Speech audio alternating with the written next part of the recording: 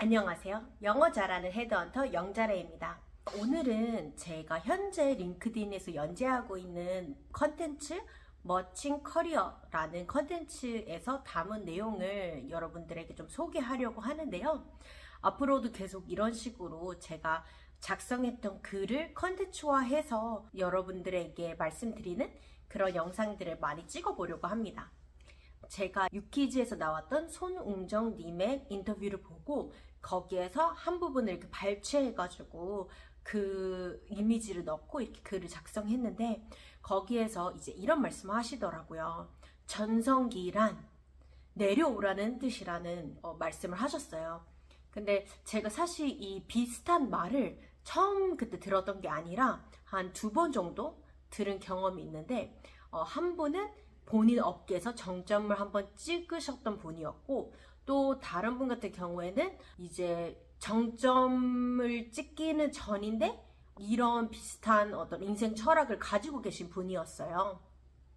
그래서 우리가 어떤 영역에서 정점을 찍는다라는 표현이 조금 애매할 수가 있는데 저는 기본적으로 우리가 인생을 사는 부분에 있어서 기준이 있다라는 생각을 합니다.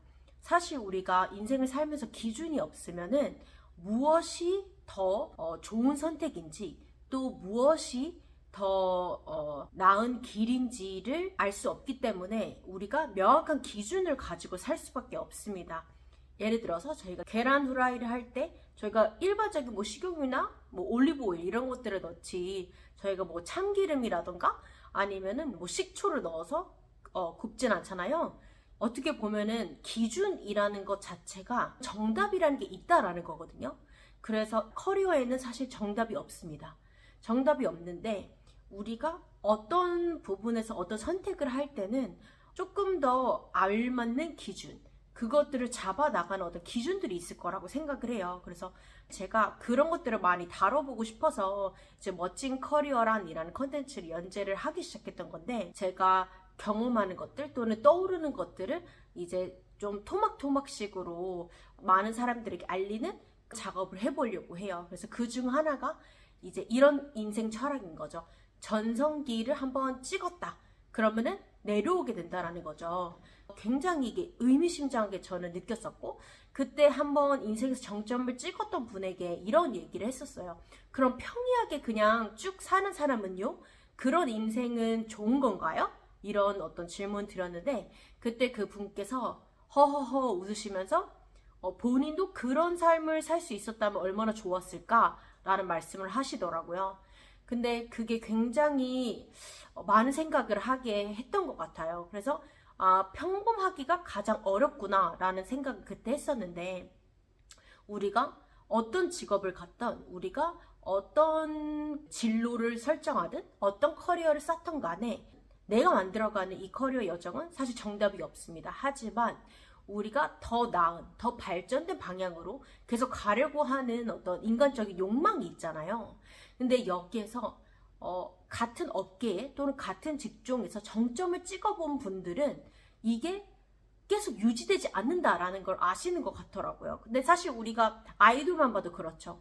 전성기라는 게 있잖아요. 이 아이돌도 전성기가 끝나면 이제 쭉 내려오게 되고 그래서 농담으로 물 들어올 때 노를 저으라고 그런 말처럼 뭔가 우리가 어떤 부분에서 탑이 되기 위해서 굉장히 노력을 하는데 탑이 딱 됐을 때는 계속 이 탑이 유지가 되는 게 아니라 좀 내려오게 되는구나 그런 것들을 경험하게 되는 것 같아요. 그래서 우리가 너무 빨리 이 정상에 오르려고 노력을 할 필요도 있지만 어떤 부분에서는 좀 천천히 가도 되는구나 라는 생각을 했던 것 같아요.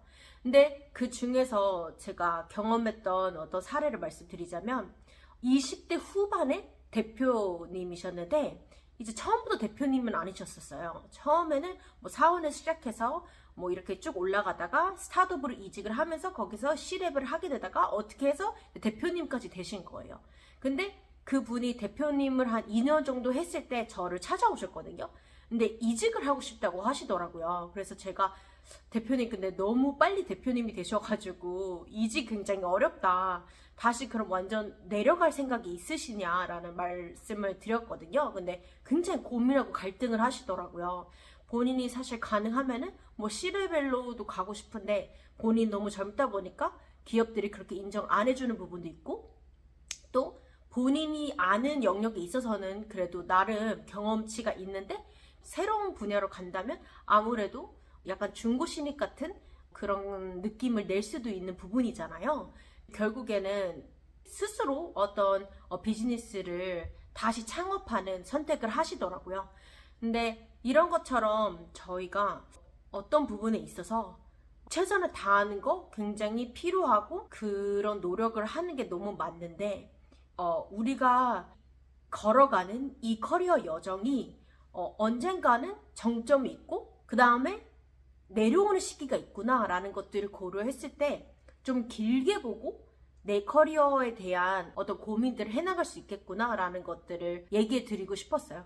그래서 사실 이거는 원래부터 천천히 선택하시는 분들에게는 해당되는 얘기는 아닐 것 같아요.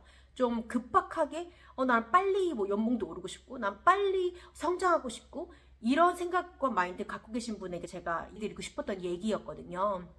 그리고 좀 조급한 마음이 드시는 분들, 또는 뭐 2, 3년 어떤 경험을 쌓았는데 이게 날 안 맞아서 좀 커리어 전환이 필요하다 이런 생각하고 계시는 분도 있을 수 있잖아요. 이런 분들에게 좀 맞는 컨텐츠일 것 같아요. 그래서 우리가 너무 급하게 큰 연봉을 벌려고 한다던가, 물론 그런 노력이 있어야 된다고 생각을 하지만 그렇게 됐을 때 또 언젠가 우리가 내려오는 시기가 있구나를 생각할 수 있다는 얘기를 좀 드려보고 싶었습니다. 네, 그러면은 오늘 컨텐츠는 여기까지 하도록 하겠습니다. 다음에는 더 좋은 컨텐츠로 여러분 만나 뵙도록 하겠습니다. 감사합니다. 뇌피셜 탈출은 명자래와 함께 커리어 빌딩